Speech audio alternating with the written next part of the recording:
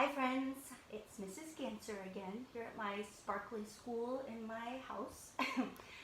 Today I have Saturdays and Teacakes for you. I chose this book because I know that lots of us can't go visit some people that we love right now because we all have to be in our own houses, and so I know we can't go see Grandma and Grandpa or aunts and uncles, and that's tricky because we miss them. So I thought this story would be nice, and then as your follow-up activity, you could draw a picture or write a letter to somebody that you can't see right now that you're missing. It doesn't even have to be a grandparent, just somebody that you don't get to see right now. You can mail it to them, or you can send them an email, or you can make a video and send it to them too, or FaceTime them, whatever. I just thought that might work for some of you. Maddie loves this book too. She's my videographer today. Thanks, Maddie. So this is Saturdays and Teacakes by Lester Laminack. If you haven't heard it, you're going to fall in love with this story, I bet. When I was 9 or 10 years old, I couldn't wait for Saturdays. Every Saturday I got up early, dressed, and rolled my bicycle out of the garage. Every Saturday I coasted down our long, steep drive, slowing only enough to make the turn onto Thompson Street, then left onto Bell's Mills Road. Pedal, pedal, pedal, past Mrs. Cofield's house. Pedal, pedal, pedal, around the horse pasture and up the hill, past the cemetery where my grandfather was buried.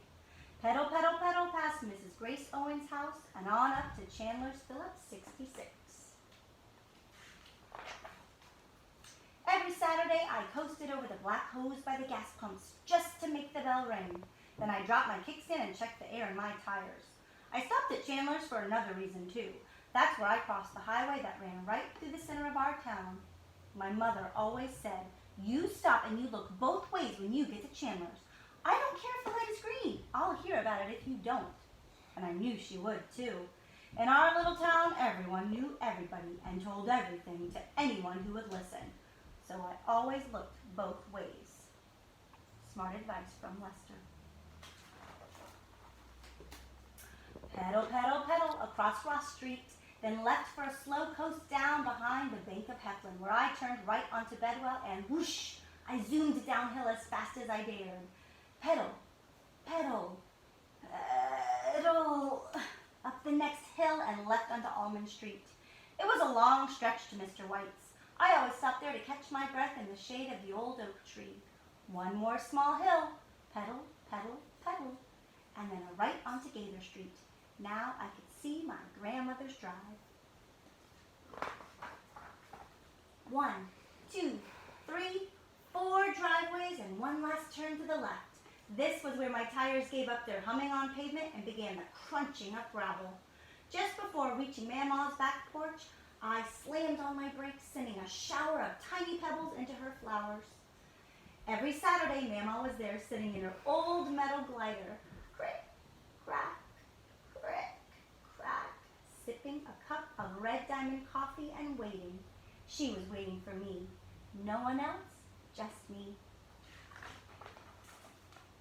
Every Saturday, Mama called out, "Come on into this house. Let's have us a bite to eat."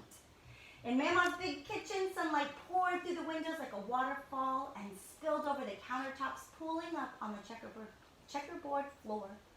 Every Saturday, she had hot biscuits, sweet butter, and golden eagle syrup waiting on the kitchen table. Every Saturday, she poured a little coffee in my cup and filled the rest with milk and 2 spoonfuls of sugar. Then before long, Mama said, "We best clear these dishes away and get out that yard before it gets too hot." I followed her out to the back porch. "Let me put a little water on these ferns," she said. "You go on ahead to the car house." That's what Mama called the garage. "I'll be out directly." I bet you'll notice lots of figurative language. If you're one of my students, you should be taking notes here. By the time I pulled the old lawnmower from the garage, Mama was already in the garden picking plump, ripe tomatoes for our lunch. Every Saturday, I pulled the starter rope again and again while the mower sputtered and spit. Finally, that old mower started and I struggled to push it through the dew-wet grass, leaving row after row of fresh stripes on the lawn. From time to time, the mower choked on mouthfuls of wet grass that clung to the blades into my bare legs. But by early afternoon, the dew pearls were gone. The grass was mowed and dry, and I was soaked with sweat. Every Saturday, I pushed the mower back into the garage, trudged to the back porch, and flopped onto that old glider. Crick, crack, crick, crack. Mama soon appeared with a tall glass of sweet iced tea. You just cool off and rest a spell. I'm going to make us a bite to eat. Before long, she came back with 2 big tomato sandwiches on hamburger buns. Every Saturday, I gobbled mine down like a hungry dog, but she nibbled at hers like a bird. Now them's some good tomatoes, she said.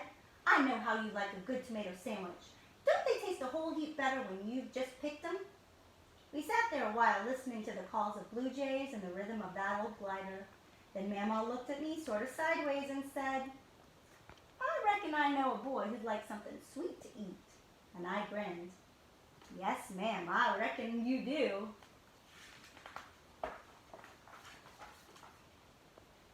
Come on then, Mama said, heading toward the door. Let's get in this kitchen and see if we can't make us a mess. Every Saturday, she spread a cloth over the red countertop and scattered a fistful of flour across it, sending a cloud into the air.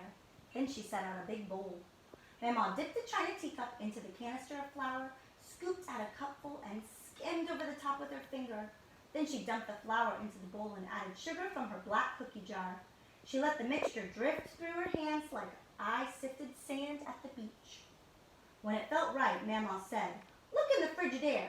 That's what she called her refrigerator, and found me 2 sticks of blue bonnet.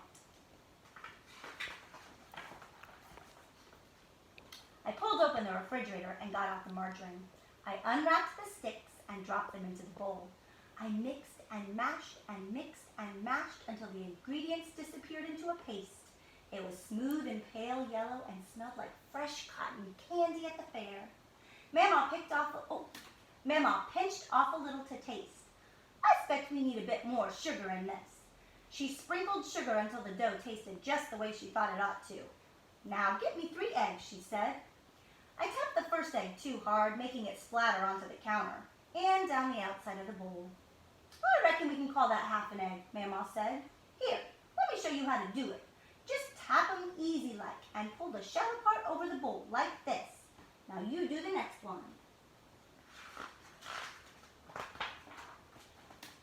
Here was hard work blending those eggs into the mix with a long wooden spoon.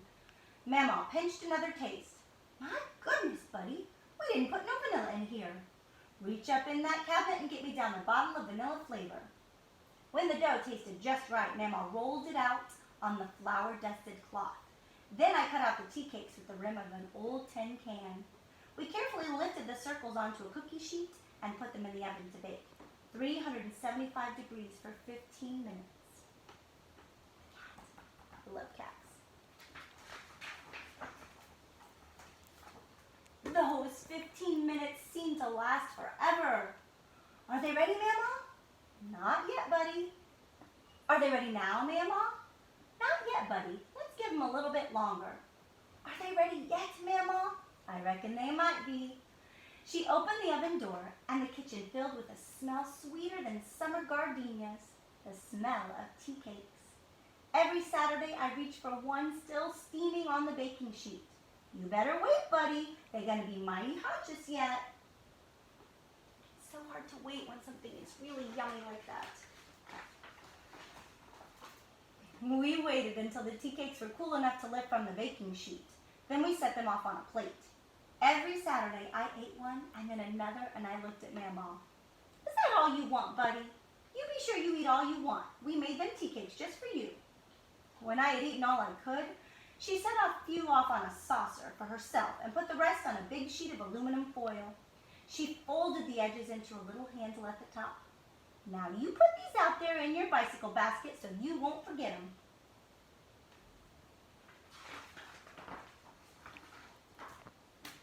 Every Saturday, as I pedaled over the gravel again and out Mama's drive, I glanced back over my shoulder. Every Saturday, Mama was there sitting on her old metal glider and waving. She was waving to me. No one else, just me. Don't worry, Mama. I won't ever forget. he must have had a really special relationship with her.